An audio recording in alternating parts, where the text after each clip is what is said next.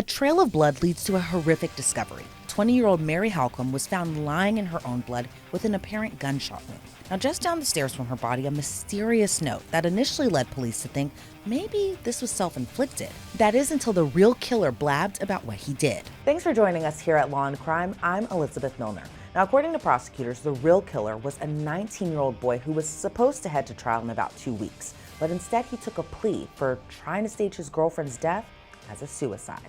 20-year-old Mary Halcomb had big dreams. She wanted to help others and was on the road to accomplishing her dreams of becoming a nurse. But then she was found lifeless on the landing of a stairwell. On September 6th of last year, police in Peoria, Illinois, responded to her home where they made that horrific discovery. She was lying in a pool of blood, a gun was in her hand, and police noticed a gunshot wound to her neck. Now, the call police received was for a woman who shot herself, and in a bedroom downstairs in the home, police also discovered a note. According to prosecutors, it read, quote, "I, Mary Halcomb, promise to never break Nathaniel Archuleta's heart, and if I do, Nathaniel Archuleta has every right to euthanize me. Vice versa, I love you." It's chilling final words, but did those words actually come from Mary? Well, when detectives did their investigation, they believed something was off, like the blood trail from the bedroom to the landing area where Mary's body was discovered. How could there be a blood trail from the downstairs bedroom to the landing of the stairwell in front of the home if she died by a self-inflicted gunshot wound?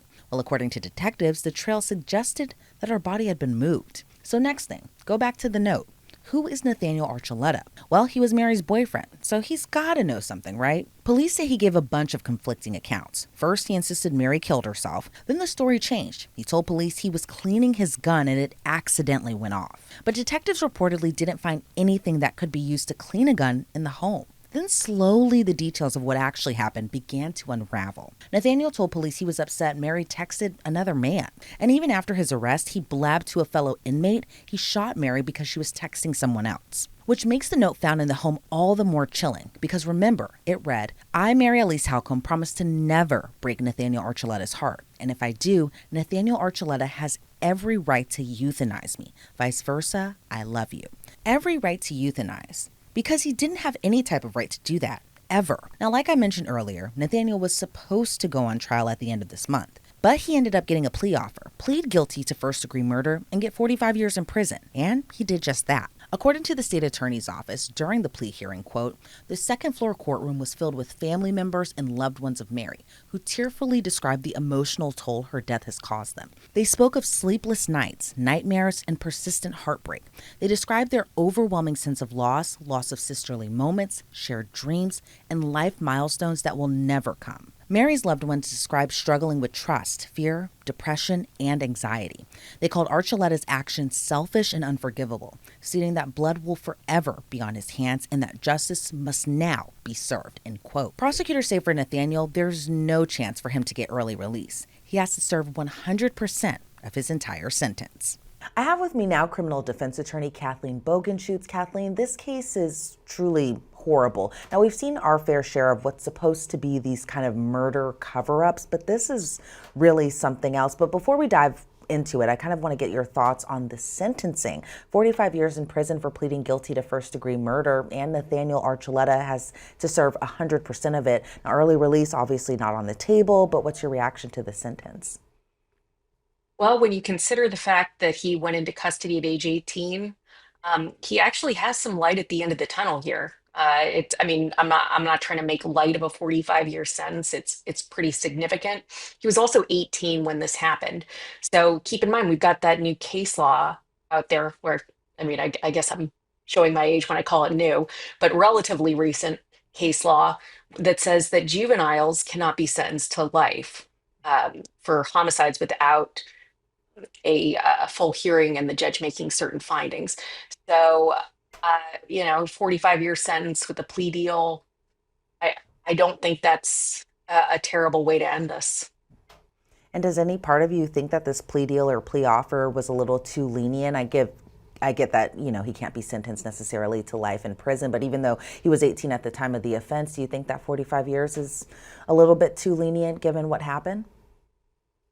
Well, he was 18 at the time of the offense, so he was over the age that he would have been able to get a life sentence. But I, you know, I assume that the family was consulted in this case.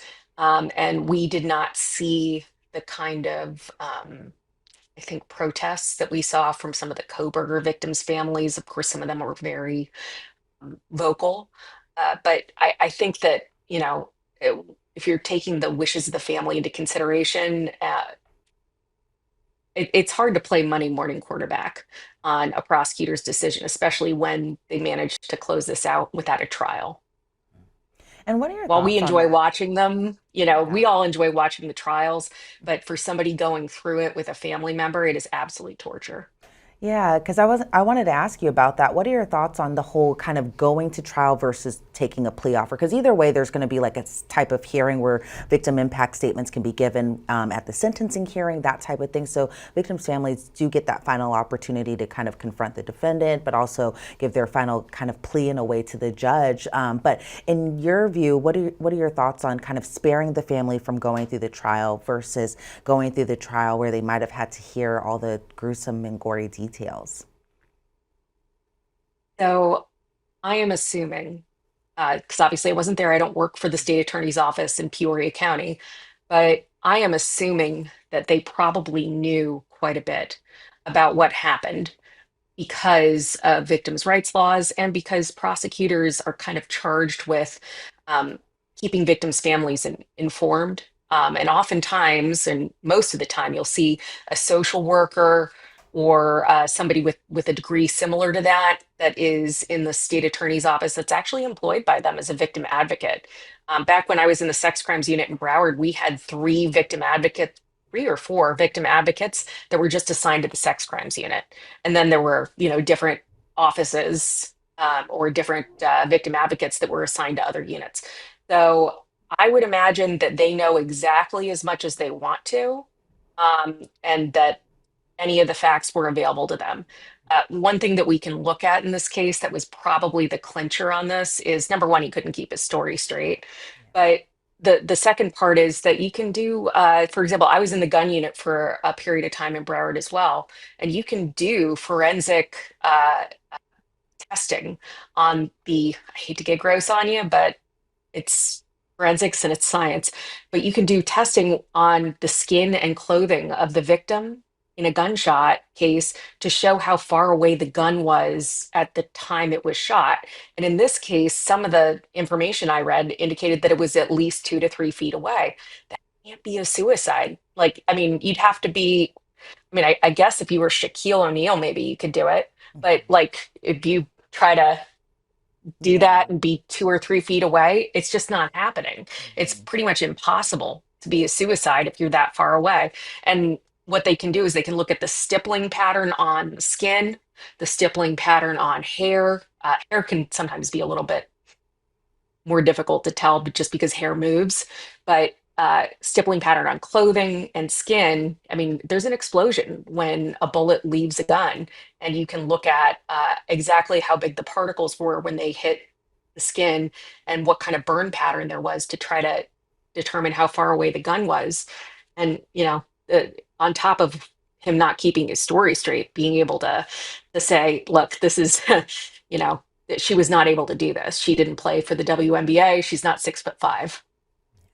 And it seems like when we have kind of these types of crimes, these types of stories, that it seems like, especially with crimes of passion, which it kind of feels like this is for the most part, that there's not a lot of planning involved. And it seems like even from Nathaniel's point of view, there was a lot of back and forth about his stories. First, it was that Mary had did this to herself. Then it was that he claimed that he was cleaning the gun and it accidentally went off. But what are your thoughts overall on just these conflicting statements, also knowing that this might have just been a crime of passion too? And I don't want to say that to downplay it. It's truly horrible whether or not he planned this out or not. But in terms of just these conflicting statements, what are your thoughts on that?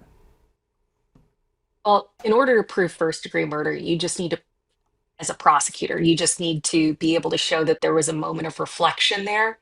So you could even, like, even if you want to say a crime of passion, you could probably prove up a first degree murder in a strangulation case because of how long you need to be able to compress the neck area. And this is an 18-year-old who had to get access to a firearm. And I'll note that he was also charged with I guess it's underage possession of a firearm. I don't know what the exact name of the charge is, but in Illinois, you're unable to possess a handgun if you're under the age of 21. So he had to access that. They found clips in his car. So he was at least playing around with guns when he shouldn't be legally. And then we have that post-it note and the fact that he moved the body later to try to call it a suicide as opposed to an accident. And the post-it note, the use of the word euthanize to me is when you think about euthanasia, it's basically like a mercy kill. It's an animal that, and it's supposed to be humane.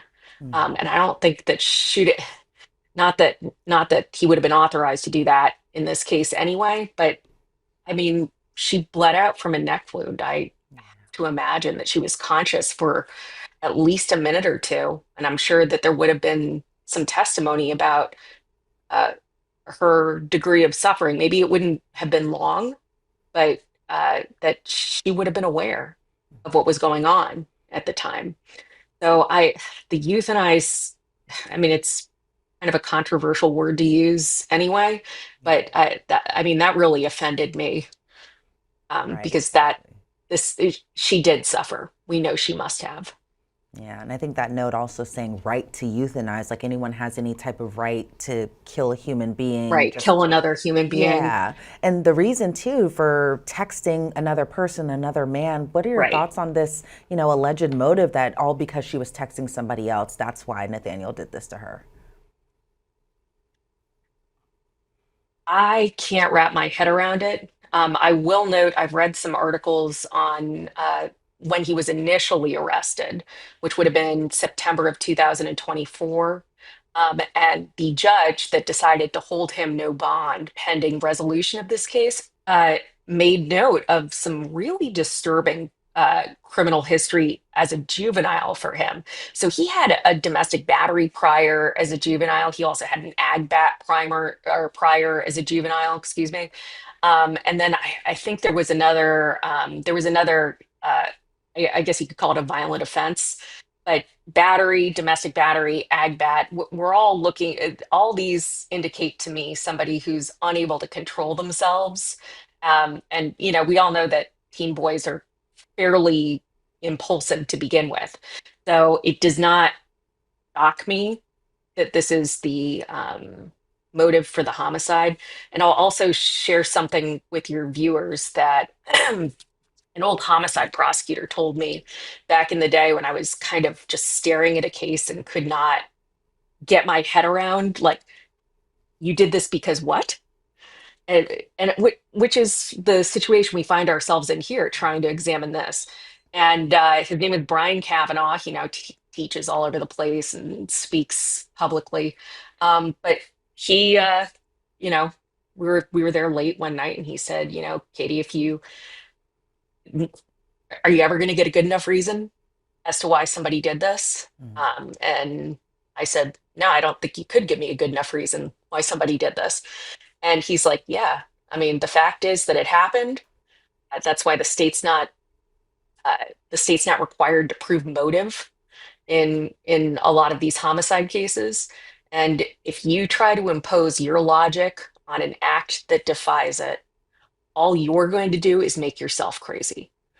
So, and I have incorporated that in some of my closings as a prosecutor for jurors that I thought were really struggling with some of the facts. Yeah, and and it's easy to always kind of question the why, like, because obviously, to your point, like logical thinking, you're like, this didn't need to happen, but this did happen, and it's horrible, and it's awful, and it feels like we're just seeing more and more younger people kind of making these like really life-changing decisions in terms of ending somebody's life or doing things that'll land them in prison for decades and decades and decades, if not the rest of their life. But are you seeing that same thing kind of in your work as a criminal defense attorney, where it seems like some of your clients are getting younger and younger, or is that just me because I'm always in this true crime verse clearly from working at Law and Crime? But do you feel like you're seeing more and more younger defendants in your work? I do, but I don't know if that's a function of me getting older as well, that they all seem significantly younger because I'm now crossed the threshold to 40. So, She's not 40 and at all. all of them being like 20, 25 years younger than me, that's something that, that they seem significantly younger. And I do specialize in a fair amount of sex crimes. So that does tend to skew younger defendants and younger victims as well. Yeah. And that makes a lot of sense too. It does, I guess as we are getting older, both of us too, that it does feel like everyone else is getting younger, Well, which is not true. you, just me. Oh, no, no, no. Time does not stop for me either. Kathleen, I want to thank you so much for your time and your insight into this case. Before we sign you off, though, is there anything else you would like to add about this case overall? Yeah, I want to add to anybody that, watches this true crime type stuff and enjoys it, you know, don't drive yourself crazy about this stuff. Imposing your logic as a human being on something that defies it. Don't drive yourself crazy. Um, I mean, sometimes very similar to the Koberger case, everybody wants to know what the motive is, Mhm. and the question, the answer is like, are you ever going to get something that would satisfy you Yeah. as to why he did this? And in a very similar situation, I caught her texting another man, so I did this crazy thing and stole her from her family for the rest of her life. It'll never make sense to you. All you have to do is prove that it happened as the prosecutor. And that's part of the reason why motive isn't an element of these things. So yeah, I'm terribly sad case. I'm very sorry for her family. And she seems like she was going to be an incredible young woman. She was in nursing school and wanted to help others. Yeah, and she had a bright future ahead of her, and it just Right. is terrible that it was taken away from her at a very, very young age, too. Kathleen, again, thank you so much, and also just want to note that I'm glad the family was able to get justice in this case, too. But again, Kathleen, I want to thank you so much for your time and your insight into this story. I appreciate it. No problem. Happy to be here. Online records as of this recording show that Nathaniel Archuleta is still behind bars in the Peoria County Jail, and he has to serve 100% of his sentence. He won't be released from prison until he's in his 60s.